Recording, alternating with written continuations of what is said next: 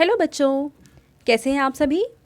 चलिए इस वीडियो में हम समझेंगे कक्षा 6 की वर्कशीट नंबर 25 जो कि 1 अक्टूबर 2021 की वर्कशीट है और आज का विषय है हिंदी और इसमें हम पाठ पढ़ेंगे नादान दोस्त।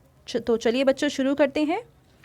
प्यारे बच्चों, पिछले कार्यपत्रक में हमने लेखक प्रेमचंद्र द्वारा लिखी कहानी नादान दोस्त के बारे में पढ़ा और जाना कि केशव और श्यामा दोनों के मन में चिड़िया के बच्चों के लिए क्या प्रश्न उठ रहे थे और वे उनके लिए क्या क्या योजना बनाते हैं। और अब आगे तो इस वर्कशीट में हम इस पाठ का अगला हिस्सा यानी आगे वाले भाग को पढ़ेंगे। तो चलिए शुरू करते हैं। आइए देखते हैं कि इस गद्यांश में क्या कुछ नया सीखने को मिलता है और हम किस प्रकार अपने जीवन से जोड़ पाते हैं। देखिए, श्यामा दौड़कर अपनी पुरानी धोती फाड़कर एक टुकड़ा लाई। केशव ने झुककर कपड़ा ले लिया। उसकी कई तह करके उसने एक गद्दी बनाई और उसे तिनकों पर बिछाकर तीनों अंडे धीरे से उस पर रख दिए। श्यामा ने फिर कहा, हमको भी दिखा दो भैया। केशव, दिखा दूंगा, पहले ज़रा वह टोकरी तो दे दो, ऊपर छाया कर दूं। श्यामा ने टोकरी नीचे से थमा दी और बोली, अब तुम उतर आओ, मैं भी तो देखूं। यहाँ पे देखूं होगा, ठीक है। केशव ने टोकरी को एक टहनी से टिकाकर कहा, जा दाना और पानी की प्याली ले आ, मैं उतर आऊं तो तुझे दिखा दूंगा।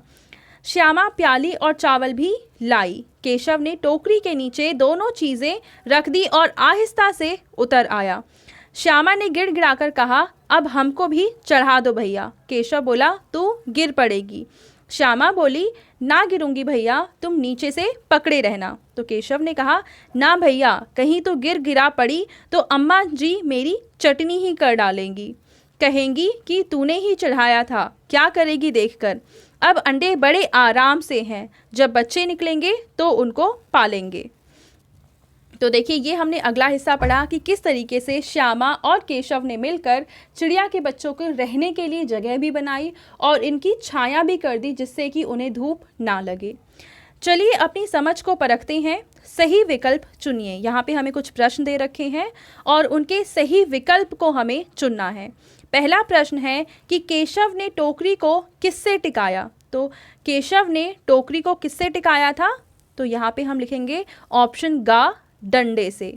दूसरा प्रश्न है आहिस्ता शब्द का अर्थ है, तो आहिस्ता शब्द का सही मतलब है धीरे, यानी ऑप्शन खा सही आंसर है।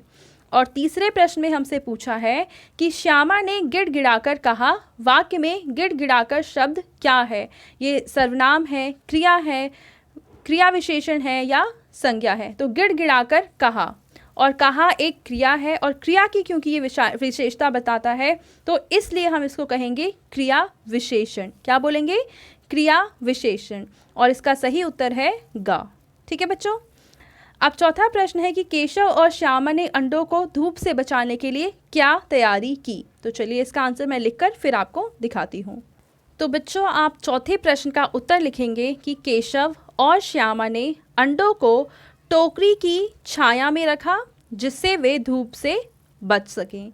तो ये आ जाएगा चौथे प्रश्न का उत्तर। इसके बाद हम पढ़ते हैं पांचवा प्रश्न जिसमें हमसे पूछा हुआ है कि कल्पना कीजिए केशव और श्यामा ने चिड़िया के अंडों की रक्षा की या नादानी। तो आपको ये बताना है कि इस पाठ में जो केशव और श्यामा हैं उन्होंने जो चिड़िया के अंडे हैं उनकी रक्षा करी है या कोई नादानी करी है। तो चलिए इसका आंसर मैं लिखती हूँ फिर आपको बताती हूँ। तो बच्चों देखिए, आप पांचवें प्रश्न का उत्तर लिखेंगे कि केशव और श्यामा ने नादानी की क्योंकि चिड़िया के अंडों को कभी हाथ नहीं लगाना चाहिए।